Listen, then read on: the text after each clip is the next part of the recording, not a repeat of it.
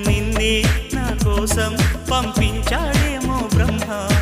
నడిచేడి నా ఇంటి దీపమా